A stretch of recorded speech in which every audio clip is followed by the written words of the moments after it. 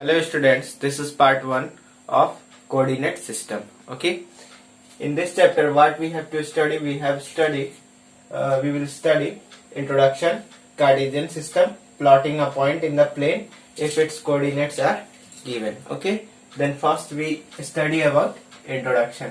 Okay, then what is coordinate geometry? Okay, before coordinate geometry, first we already know that number line.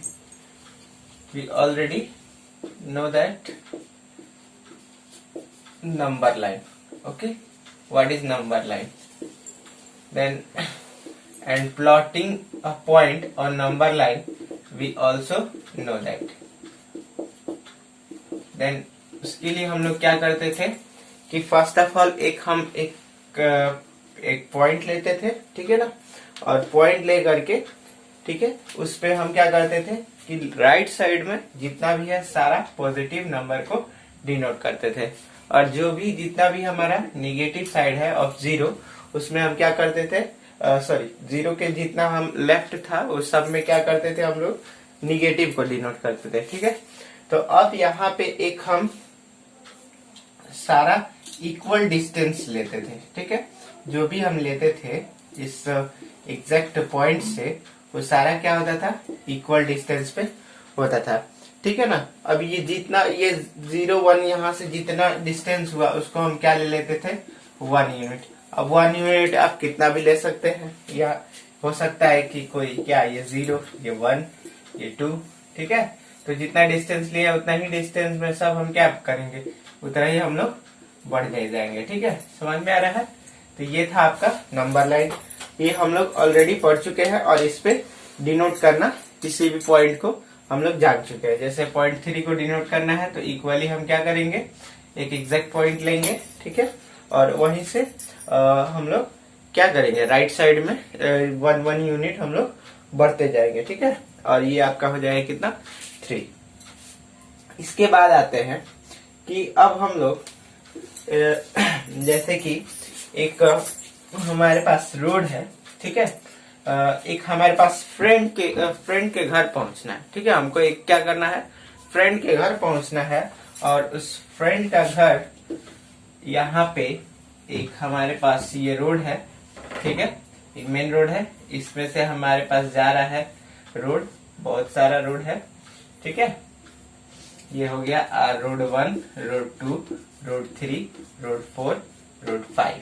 ठीक है, और इस road में यहाँ हमारा घर है। ठीक है, मतलब कि बहुत सारा यहाँ पे क्या है, घर है।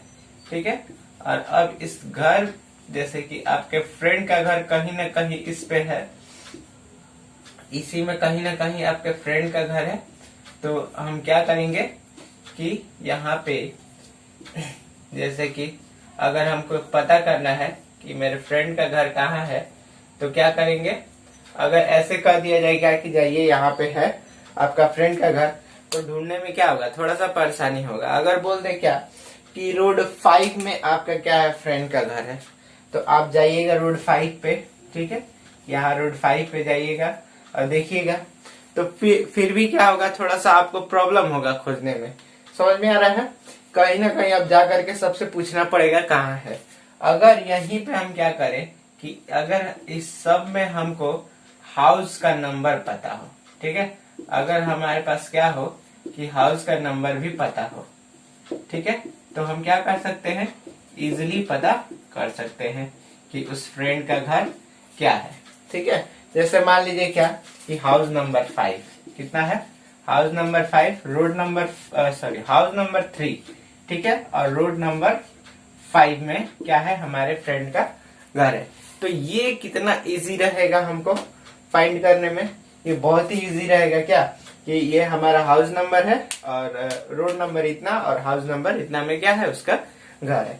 अब आते हैं कि अब एक पेपर ले लेते हैं। ठीक है, इस पेपर पे हम एक पॉइंट को लेते हैं। ठीक है, अब इस पॉइंट को हमको डिनोट कर रहे हैं कि ये पॉइंट जो है वो कहाँ है इस पेपर में। तो हम इस पे क्या कर सकते हैं, बोल सकते हैं क्या कि राइट साइड में क्या है, आधा से कम है। ठीक है ना, क्या है, ऐसे भी बोल सकते हैं क्या कि राइट साइड में हाफ से क्या है, लेस है। तो इस तरह अगर बोला जाए तो क्या होगा कि हमको एग्जैक्ट कुछ लोकेशन नहीं पता होगा, ठीक है।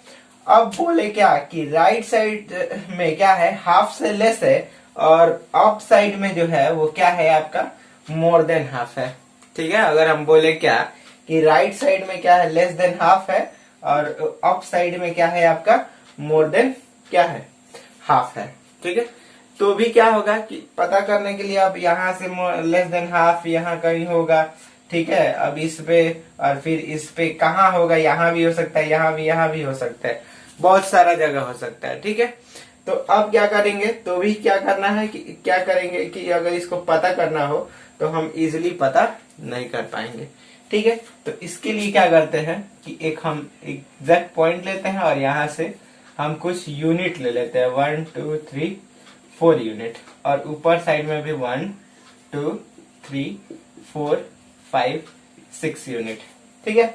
अब हम इस पॉइंट को डिनोट करें तो बोल सकते हैं क्या कि इस पॉइंट का जो नोटेशन है वो क्या है, तो इस पेपर में 3 यूनिट राइट साइड में है। राइट साइड में कितना यूनिट है, तो 3 यूनिट, ठीक है। और क्या है, अप साइड में 6 यूनिट है। क्या है आपका, अप साइड में क्या है, 6 यूनिट, ठीक है। राइट साइड में आपका, राइट साइड में कितना है, तो 3 यूनिट है, और फिर क्या है, अप साइड में, ठीक है, कितना यूनिट है, तो 6 यूनिट है, ठीक है। अगर इस तरह हम पता करें तो बहुत ही आसानी से पता कर सकते हैं क्या कि ये कहाँ है point, location of point, okay. एक और एग्जांपल देखते हैं, ठीक है। एक एग्जांपल देखते हैं क्या कि जैसे हम रो अपने क्लासरूम में आ जाते हैं, ठीक है। क्लासरूम में हम क्या करते हैं कि ये जहाँ पे है ना, ये सारा एक रो है, ठीक है, R1 R2, ठीक है, R3 R4 R5, समझ में आ रहा है। और ये C1 C2 C3, ठीक है, C4 कॉलम फर्स्ट, ऐसे मतलब कि ऐसे मतलब एक यहाँ समझ लिए सारा क्या है, बेंच है। यहाँ जितना भी है ये सब क्या है आपका, बेंच है, ठीक है। अब ये बेंच को हम क्या किए कि सबको अरेंज कर दिए, ठीक है। और अरेंज करने के बाद से अब हम क्या करते हैं कि हमको पता लगाना है कि यहाँ पे कोई ए स्टूडेंट है, यहाँ कोई बी है, कोई सी है, यहाँ कोई डी है, यहाँ कोई एफ है, यहाँ मतलब कोई एक स्टूडेंट है। ये सारा सब ये हम ले लिए। अब हमको पता करना है क्या कि what is the position of student A, ठीक है। तो स्टूडेंट ए का पोजीशन पता करना हो तो हम क्या कहें कि रो 3 में है। तो अब रो 3 में कहाँ है, इसको तो हम नहीं पता कर सकते ना। रो 3 में यहाँ भी हो सकता है, यहाँ भी और यहाँ भी। तो क्या है कि एग्जैक्ट लोकेशन हम लोग नहीं बता पाएंगे, ठीक है। तो इसके लिए हम लोग क्या करते हैं कि हम बोल देंगे रो 3 में है और कॉलम 2 में है। क्या है, R3 में है और कॉलम किस में है, 2 में है। कौन, तो ए। उसी तरह बी के बारे में पता करना है तो वो भी कहाँ है आपका, रो 3 और कॉलम 3 में है, ठीक है। तो समझ में आ रहा है यहाँ पे कि सी का भी पता करना हो तो हम बता सकते हैं रो 5 में, रो 4 में और C3 में। उसी तरह डी का R5 और C4 और एफ का R1 C4, ठीक है। ऐसा हम बोल सकते हैं। तो इस तरह हम देखते हैं क्या कि किसी भी पॉइंट को हम लोग डिनोट करने के लिए, ठीक है, तो एटलीस्ट कोई भी पॉइंट को हमको डिनोट करने के लिए एटलीस्ट हमारे पास क्या होना चाहिए, 2 पैरामीटर होना चाहिए, ठीक है। क्या होना चाहिए, 2 पैरामीटर होगा तभी क्या कर सकते हैं हम लोग इजिली पॉइंट को पता कर सकते हैं, ठीक है। तो अब हम लोग थोड़ा सा देखते हैं कि हिस्ट्री ऑफ क्या, history of coordinate geometry. Coordinate geometry, ठीक है। तो ये कोऑर्डिनेट ज्योमेट्री आया कैसे, तो एक बार क्या था कि फ्रेंच एक मैथमेटिशियन थे रेने डिकार्ते, ठीक है। वो क्या कर रहे थे, एक बार अपने बेड पे क्या हुआ था कि सो रहे थे, ठीक है। सुबह सुबह का टाइम है, सुबह के टाइम में लोग क्या करते हैं, अक्सर सोना पसंद करते हैं, ठीक है, जो लोग अक्सर आलसी होते हैं। बट ये रेने डिकार्ते आलसी नहीं थे। वो क्या करते थे कि यहाँ पे बेड पे सोते समय क्या होता है कि कुछ बहुत सारा फ्रेश माइंड रहता है और वहां पे उस समय सोचने को मतलब बहुत सारा दिमाग में बात आता है कि कैसे किया जाए, ठीक है। कुछ भी सॉल्यूशन कैसे फाइंड किया जाए या कुछ भी उस समय फ्रेश रहता है तो ज्यादा सोचने का मन करता है। तो अब देखिए यहाँ पे क्या हुआ था कि एक बार सो रहे थे और सोने के बाद से वो क्या किए कि जब वो सो रहे थे तो सोचे क्या कि इस रूम में मेरा पोजीशन क्या है, ठीक है। इस रूम में मेरा क्या है पोजीशन कहाँ पे है, जैसे कि ये पॉइंट हम लोग देखे थे, ठीक है, कि इस पॉइंट का पोजीशन कहाँ है। तो सेम सेम वो भी सोचे क्या कि इसमें हमारा पोजीशन क्या है। तो इसी प्रॉब्लम को सॉल्व करते समय, ठीक है, वो क्या किए तो कोऑर्डिनेट ज्योमेट्री सिस्टम का क्या किए खोज किए, ठीक है, कि कैसे किसी पॉइंट को हम लोग डिनोट करेंगे। अब आते हैं थोड़ा फ्रेंच रेने डिकार्ते के बारे में। तो रेने डिकार्ते क्या थे, एक फ्रेंच मैथमेटिशियन थे। क्या था, फ्रेंच मैथमेटिशियन थे जिनका जो बर्न था वो कब हुआ था 31 मार्च 1596 और जो डेट हुआ था वो कब हुआ था 11 फरवरी 1650 में, ठीक है।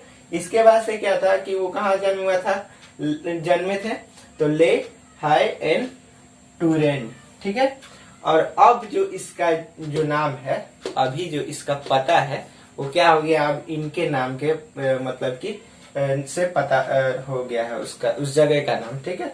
जैसे डिस्कार्ते इंद्रे एट लोइस लोयरे, ठीक है, ये है और फ्रांस में है, ठीक है। इनके फादर का नाम था, ये इनके फादर थे, ठीक है, कौन, जीएन ब्रोचार्ड, सॉरी ये इनकी मदर थी, ये मदर थी कौन, जीएन ब्रोचार्ड इनकी मदर थी, ठीक है। और इनकी मदर क्या थी कि इनको बर्थ के समय ही क्या हुई थी, मर गई थी, ठीक है ना। बर्थ देने के इनको बर्थ करने के बाद से ही क्या हुई थी, ये डेथ हो गई थी।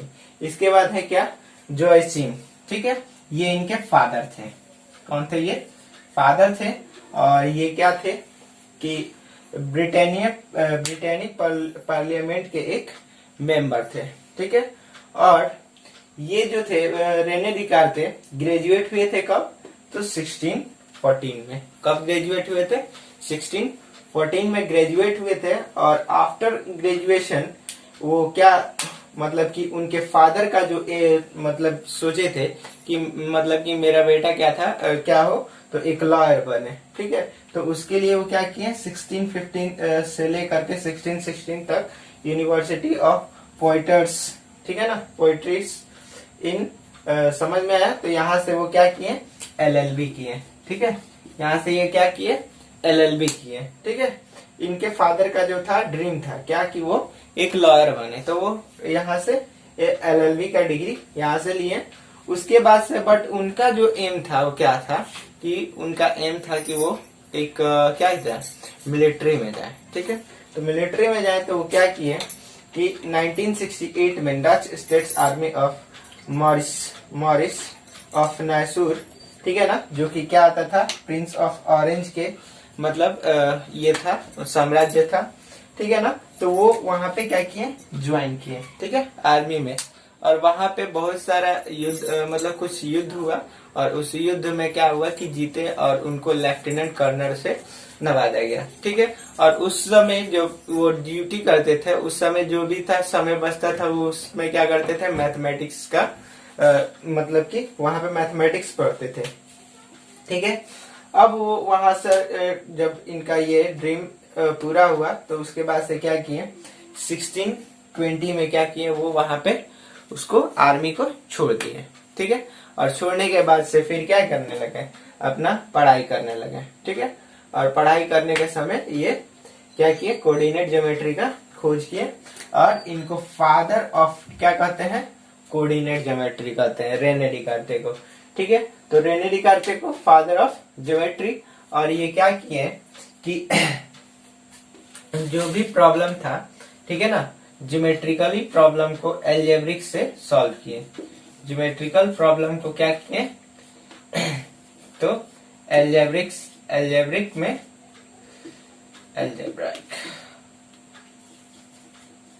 एल्जेब्रिकली सॉल्व किए, ठीक है, कौन रेने डिकार्ते, ठीक है। अब थोड़ा सा जानते हैं कोऑर्डिनेट ज्योमेट्री के बारे में, ठीक है। तो कोऑर्डिनेट ज्योमेट्री के बारे में जैसे कि इसका नाम है क्या कोऑर्डिनेट ज्योमेट्री, ठीक है। और इसको कार्टेशियन सिस्टम दे, ठीक है ना। कार्टेशियन सिस्टम ये जो दिए थे आगे हम लोग पढ़ेंगे, ठीक है ना। ये इनके नेम से रेने दिकारते, ठीक है, दिकारते हैं इसका कार्टेशियन, यहाँ से कार्टेशियन सिस्टम, ठीक है ना। इन्हीं के नेम पे ये दिया गया, ठीक है। तो अब देखिए कोऑर्डिनेट ज्योमेट्री क्या है। कोऑर्डिनेट का मतलब क्या हो गया, पॉइंट हो गया, और ज्योमेट्री मतलब क्या, measuring of earth. Geo means measure, sorry earth, and metry means measure करना, ठीक है। तो अर्थ को मेजर करना क्या हो गया, ज्योमेट्री हो गया। और पॉइंट मतलब कि जिस ज्योमेट्री में हम पॉइंट के बारे में पढ़े वो सब क्या होगा, कोऑर्डिनेट ज्योमेट्री होगा, ठीक है। अब कोऑर्डिनेट ज्योमेट्री में अब हम लोग जानते हैं क्या कि आपका ज्योमेट्री जो हो गया यहाँ पे टू टाइप से ज्योमेट्री हो गया, नॉर्मल और एक कोऑर्डिनेट हो गया, ठीक है ना। कोऑर्डिनेट हो गया, ठीक है। नॉर्मल ज्योमेट्री जो होता है, ठीक है, जैसे कि एक पॉइंट हो गया, लाइन हो गया, ठीक है, ट्रायंगल हो गया, ठीक है, ये सब क्या है, नॉर्मल ज्योमेट्री है, ठीक है। इसमें क्या होता है कि नॉर्मल ज्योमेट्री में जो होता है कि इसमें ओनली डायमेंशन होता है। क्या होता है, डायमेंशन होता है नॉर्मल ज्योमेट्री में, ठीक है। बट कोऑर्डिनेट ज्योमेट्री में क्या होता है कि डायमेंशन विथ पोजीशन, ठीक है, विथ पोजीशन। समझ में आया। जैसे कि अभी हम लोग देखे थे क्या कि इस पॉइंट का पोजीशन कहाँ है, ठीक है, इसी का मतलब क्या करते हैं, स्टडी करते हैं इसमें, ठीक है।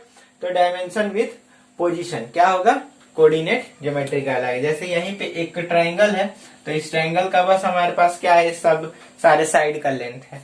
बट यही ट्रायंगल हम यहाँ ले रहे हैं, तो इस ट्रायंगल का तो लेंथ है, साइड का लेंथ तो है, डायमेंशन भी है, बट इसका पोजीशन भी है कि पोजीशन हमारा कहाँ है इसका, ठीक है, किसका, तो आपका कोऑर्डिनेट ज्योमेट्री में, ठीक है ना। ओके, तो देखते हैं कोऑर्डिनेट ज्योमेट्री का डिफिनेशन क्या है कि coordinate geometry is a system which uses one और मोर नंबर्स, मतलब कोऑर्डिनेट्स, ठीक है ना, वन और मोर नंबर्स कोऑर्डिनेट है, यहाँ कोऑर्डिनेट कर रहा है, to determine of position of a point और ज्योमेट्रिकल एलिमेंट, ठीक है। जैसे कि अभी हम यहाँ देखे थे क्या कि नॉर्मल ज्योमेट्री में क्या था आपका, ओनली डायमेंशन था, ठीक है, और बट कोऑर्डिनेट ज्योमेट्री में क्या है आपका, डायमेंशन विथ पोजीशन है। जैसे यहाँ पे क्या है कि इसमें डायमेंशन भी है और इसका पोजीशन भी है कि ये हमारा कहाँ है पोजीशन, ठीक है।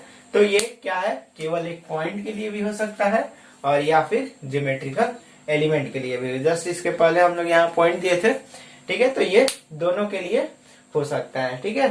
तो ये है आपका क्या, कोऑर्डिनेट ज्योमेट्री। तो ये आपका इंट्रोडक्शन था। अब नेक्स्ट वीडियो में हम लोग नेक्स्ट टॉपिक को पढ़ेंगे। आई होप आप लोग बहुत अच्छे से समझे होंगे इस वीडियो को। अगर कोई प्रॉब्लम है then you can ask in the comment box. Okay, thank you for attending the class.